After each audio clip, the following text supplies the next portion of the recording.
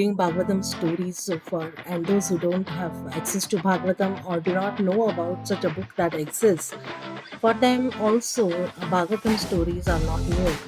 From some or the other source, they can always go and get it. Nowadays, there is so much facility available, and so it is very easy. But in the times when there were not so many facilities, internet was also very accessible only to a handful of people, and not all had the internet facility at home. So they had to walk to a nearby center where they could pay and hourly access the internet. So the students used to go in at such points and do their stuff, and they would request for 1 hour if it was for 1 hour minimum browsing. They would request, I have a job of only 5 to 10 minutes search, so can I pay you one fourth of it or half 50% of that? Can you allot me half hour and pay only for half hour? Then they would be told that minimum 1 hour browsing and you have to pay, and if you leave in between, then also you have to pay for 1 hour. And then they would argue and try to put their point forward, and some even got successful, taking paying only for 15 minutes. Like they would calculate, now only 25% I'll pay, so such things. So in these days also, but people were not away from all this scriptural knowledge and the stories of Bhagavatam. So from where did they get access? Somewhere or the other, these are available in small booklets also. They are printed and sold in the books shops. So people can easily buy such a small handbook for a less price, and do the reading and get some knowledge on that lines. So today we are talking about the story of that demoness Putana. Putana was a demoness, and she was sister of Kansa, the king Kansa of Mathura. Kansa used to send demons time to time to the Braj, the village, Vrindavan, to see if anybody is growing in power and then kill them, because he did not tolerate anybody's power, because he was scared of death due to that spiritual announcement that had been made at the time of the wedding of his sister. We all know that, Devki. So he was very much scared since that spiritual sky announcement since then, and he would find out where is Krishna. If anybody is like, there is a probability, he thought that this could be the probable, then he would cut uh, he would try to destroy that person, so that he didn't he was safe, and to ensure he was safe. So Putna was one such demoness being sent by Kans to the village of Braj, and she was a very wicked and a cruel person, and she hatched a plan to kill Krishna in a very successful way, and she demonstrated this to her brother Kans also, and then he was wanting to make sure that she killed him properly, and he asked her, and then she told that how she told about her plan that she had in mind, how she's going to kill the Lord, means this that small baby Krishna in Vrindavan. So it was the Lord himself. And one day as she um, got an opportunity, she flew from the sky. She flew over the sky to the land of Raj and tried to find out. She saw each and every person in the village who is Krishna like and who are what. She studied every person in that village, and she found out all the children that were in the village, and she was spotting them and trying to understand each one from the viewpoint of successful her plan, executing her plan successfully. So she then slowly walked into the house of Nanda Maharaj, where here Nanda Maharaj's wife Yashoda Maya, she was playing with the all her friends, and the Lord, the baby Krishna was in the cradle, and these all women folks were just admiring and playing around with that child.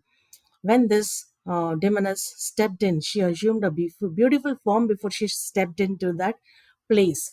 and she assumed a form that was more beautiful than Yashoda's friends herself.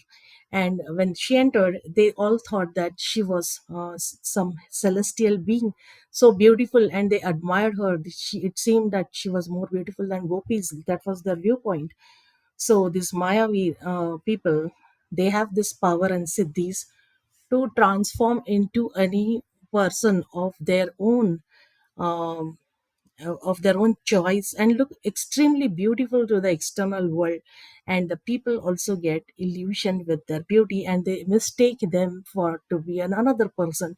He could be a very tamas stricken tamsi person, but these people, they will think that he is a very sattvic person, like a celestial being and all. That impression they have the power to create. So Putana was one of them. And in the Bhagavatam 10th chapter, there is a whole lot of shlokas relating to the same.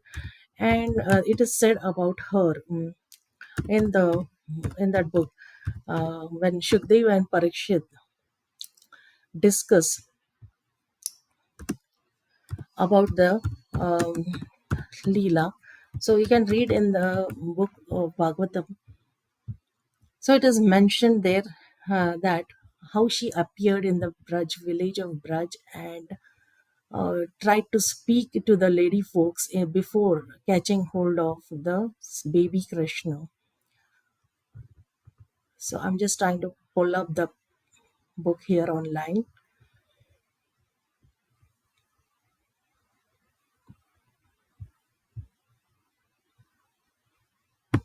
So in the 10th canto, 6th chapter, there's a chapter on the killing of the demon Putna.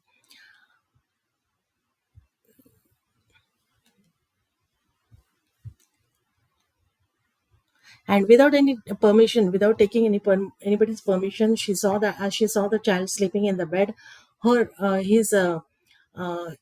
his unlimited power covered like a powerful fire covered by ashes. Powerful fire covered by ashes. She could understand that the child was not an ordinary but meant to kill all demons. And then the Lord Krishna, he is a super soul. He understands everything. He understood that that witch who was expert in killing small children had come to kill him. Therefore, as if afraid of her, Krishna closed his eyes. Thus, she took um, she took upon her lap the the Lord, this baby Krishna, who was to be her own reason for annihilation, just as an unintelligent person places a sleeping snake on his lap, thinking that snake to be a rope. So this is the thing given in the Bhagavatam. So Putana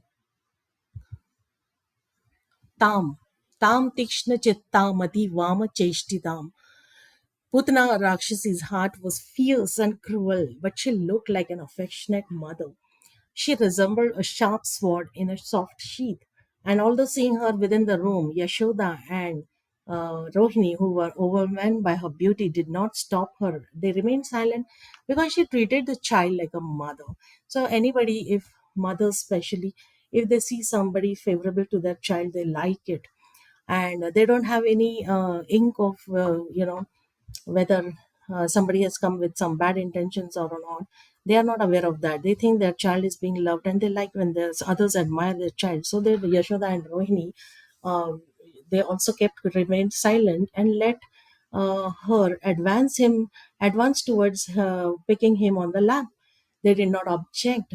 And she was an outsider actually, and also she was a persona of fight, fierce death, because the determination within her heart was to kill the child.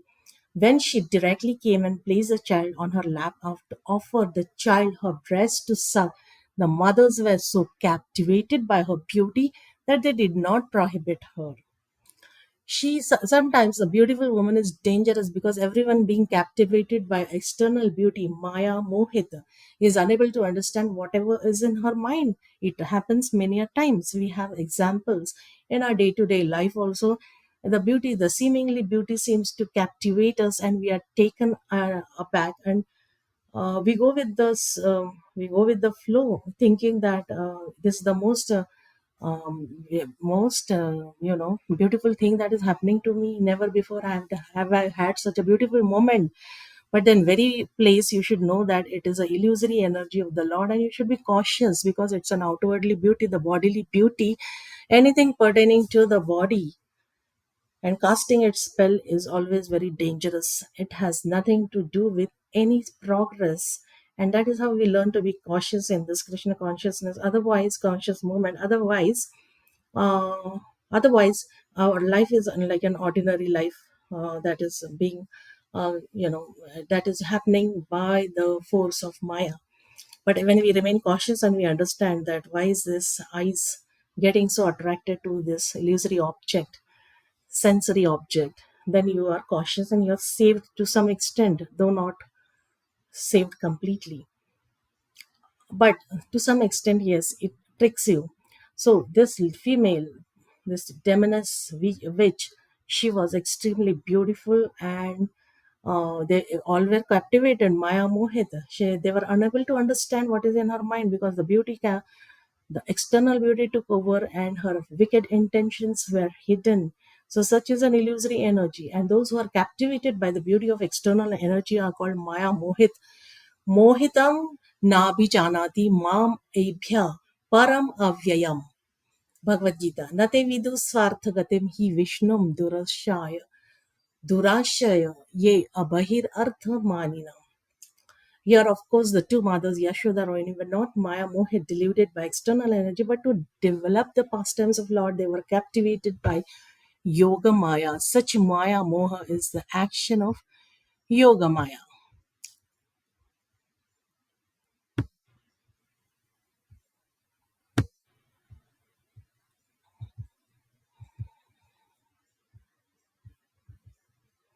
And on that very spot, the fiercely dangerous Rakshasi took Krishna on her lap and she thrust her breast into his mouth.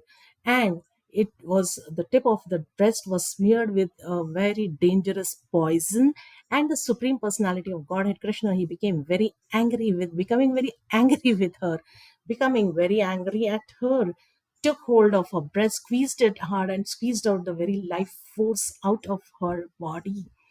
She ran here and there, and because she had that power, wicked power of flying in the sky, so directly she ran into the sky. As she ran, she was carried into the sky, and she was crying and yelling for help in the sky itself, moving all over the places.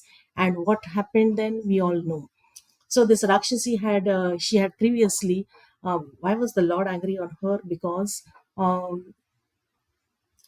she had killed so many small children in Vrajbhumi, and therefore he decided that she should be punished by having to forfeit, having to give up her life. So unbearably, she cried for help. She said, leave me," and perspiring, her eyes wide open, wide, and her arms and legs flailing. She cried out very loudly again and again, and Krishna also began to, and Krishna was in full, he was in full action at that time. And she screamed loudly, forcefully, and over the earth with its mountains, the outer space with its planets trembled, and the lower planets in all directions vibrated, and people fell down, fearing that thunderbolts were falling upon them.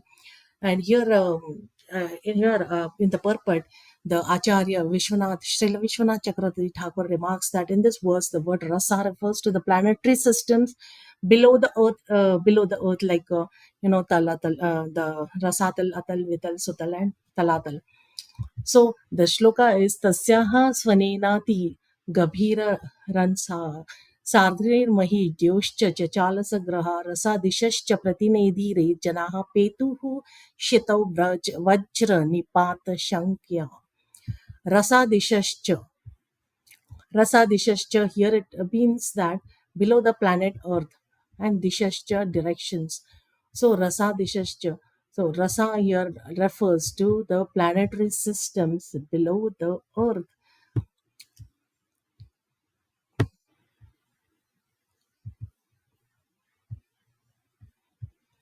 In this way, the demon Putna very much aggrieved because her life force, she lost her life, and she was aggrieved because her breast was being attacked by Krishna, and she had a wicked intention. She thought she would be very successful, but whenever your intentions are wicked and you're not successful, then there is much agony, and there is much agony, agitation, and the disturbance, and the person whose wicked intentions are not satisfied and fulfilled, he is full of agony.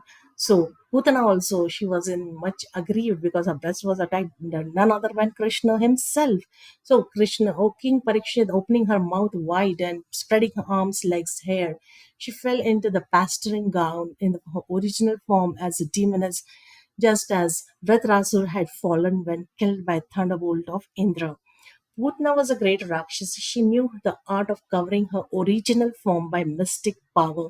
The mystic yogis, they have this siddhis. They call it siddhis, but it is not siddhi in any term, as we know, because anything that is used for wicked intention is not any siddhi.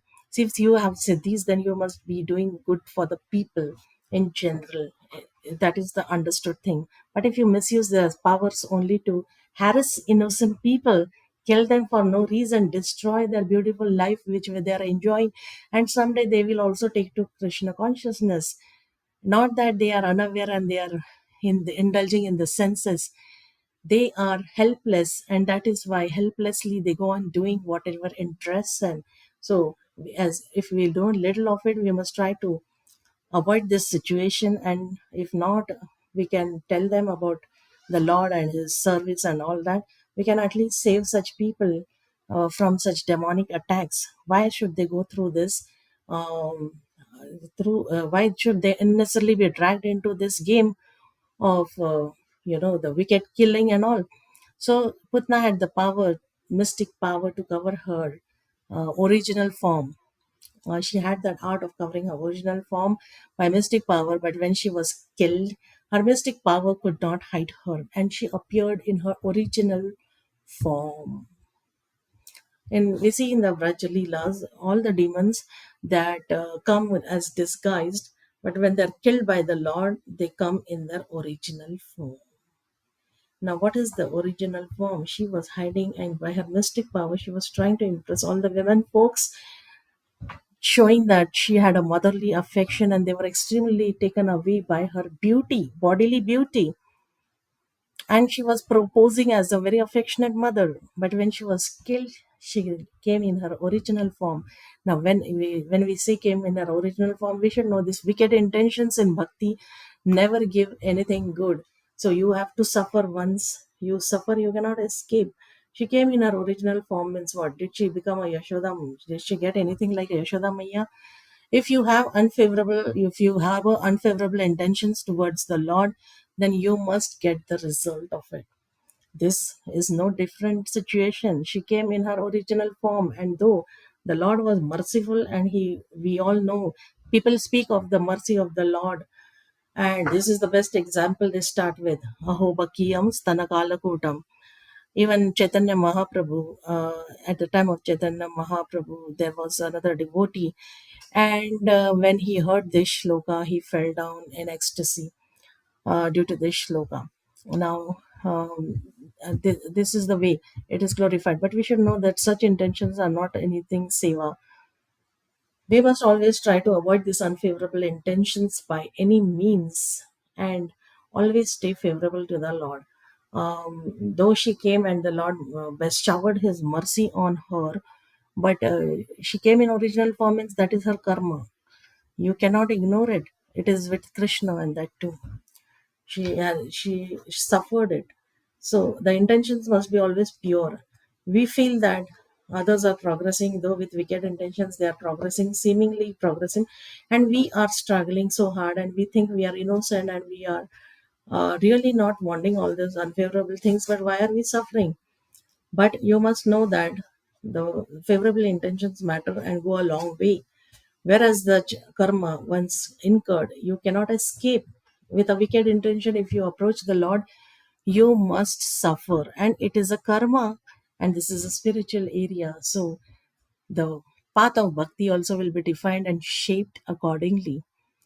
So if you feel very smart that you could destroy somebody's life, you could blaspheme a devotee, you could show him, you could insult him very easily, and you could dupe him, and you ran away uh, from that devotee. You earned everything from him and dumped him into some darkness. If you feel like that, then you should know that this is not any smartness. You must incur the karma. Once the Lord shows you your real position, then you must face it. So it is not so easy. Here also, she came in her original form, means she suffered in spiritual path. If you have certain things, then it stays with you. Unless a very big power comes and forgives you, it cannot go. So she had to go to the Sankarshan. She reached that abode, back to Godhead, but at the Sankarshan side. So these are our karmas. And Anadi Karma Phale, there is one Vaishnav bhajan, Anadi Karma Phale. So these are all the karmas. And we are crying to the Lord, the Supreme Personality of Godhead Krishna. So he can only help us erase all these karmas. Otherwise, it is very, very, very difficult. What if you have cited such wicked intentions in the past, not knowing that it is bhakti, and out of ignorance you said yes, it is bhakti? So it is very important for us to assess any situation, and when you are hearing harikatha, you have to be very alert. Otherwise, if you put something in your ear and it is not bhakti, but you keep on thinking it is bhakti, then you'll associate with such people only, and they will not take you to anywhere, and you'll continue thinking that you are a person aspiring Shuddha Bhakti and you are with Shuddha Bhaktas. So this is one thing, and no one comes and tells you, mind you, for unfortunately, yes, it is like that. No one comes and helps you unless you yourself sincerely find out what is the thing happening and going on in your heart, what is your thinking pattern, what is your attitude, why is it that you are in a particular situation and not able to progress further, what is holding you back. Unless you yourself find it out, it will not go. And then speaking about service, seva is another thing. But whereas you're harboring such intentions in your vicinity and not kicking them out for good. So Putana, she, while dying, not only left the room but abandoned the village and fell down in the pasturing ground in her gigantic body. And how big her huge her body was.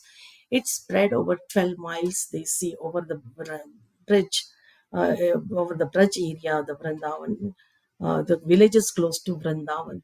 There she fell, and her body had to be cut into pieces, they say.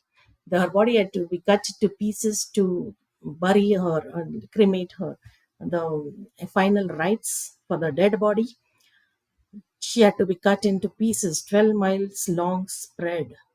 So the body was cut into, and then that was the sad end of the wicked witch.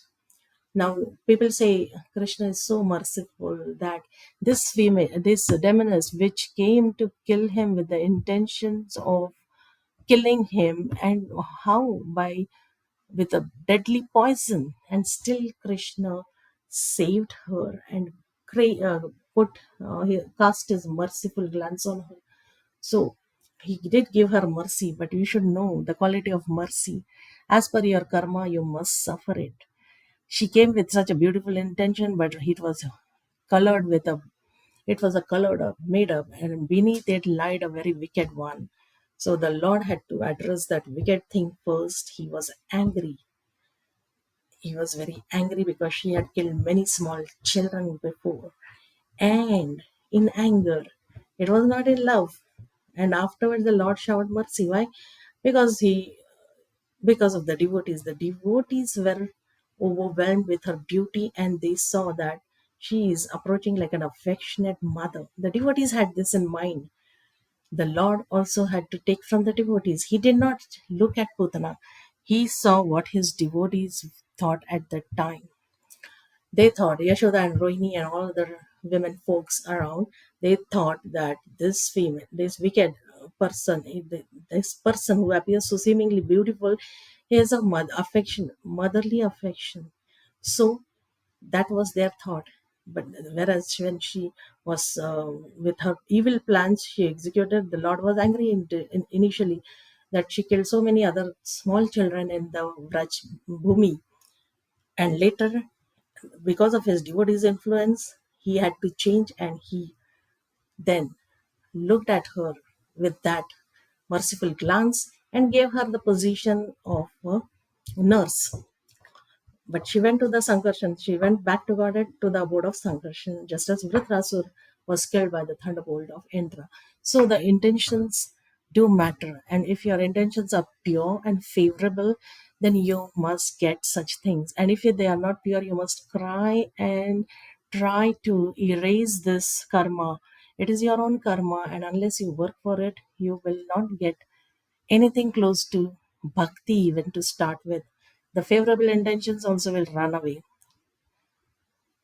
So this is the importance of favorable intention. Don't think that you are thinking favorably, nothing is happening well, whereas all others are doing all kind of unfavorable things, and still they appear to be smart, and they are progressing, and at least it looks like the success is always at their feet. But this is it could be, but you look at your own karmas. Who will help you? If you didn't help yourself, who else will help you? It's not that it is an audacity, but it is the need of the time, and you yourself make justify it. So this is why the books are there. And when the books are there, and when they are telling that these books are so much, so much, so much, so much, why not make a use of this situation itself? So reading from the book also may help. That is our hope.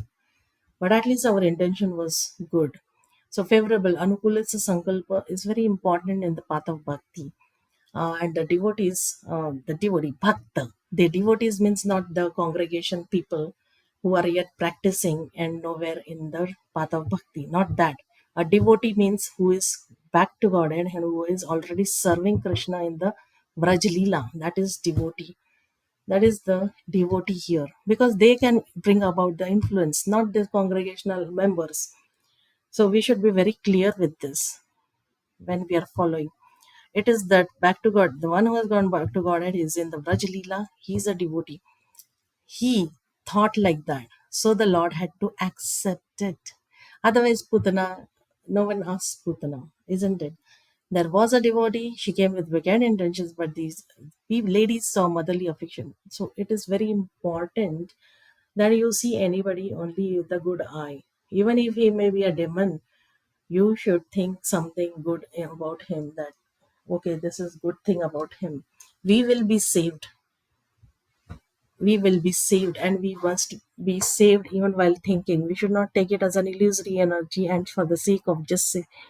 We must know what effect it will have in our life. So if anybody is coming with a wicked intention, we should still think that it is the Lord's mercy that is clearing our karmas. To begin with, only so much is also enough.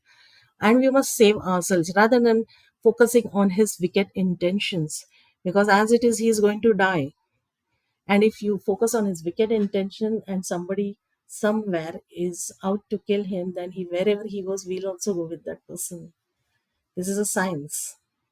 We must understand it.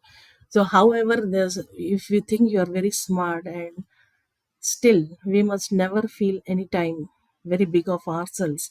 We must remain humble. Otherwise, these small mistakes will take us a long way. So it is always better to be humble and always have a presence of mind. So look, whenever anybody is blaspheming you, anybody is, we have to always see the positive side. On a positive side, um, not for any other reason, but only to save ourselves, not even for the sake of what is ideal situation. No, you save yourself first. That is required. Otherwise, who will take so many karmas, keep on suffering this mundane life in this material world, go on doing certain things over and over again, and face this cycle of ups and downs in life, success and defeat, and then blaspheming the people around, holding them responsible, and then getting lost in the illusory energy. This is the general life cycle of anybody on this material planet earth, on this worldly material world, on this earthly planet. So if we have some little guidance,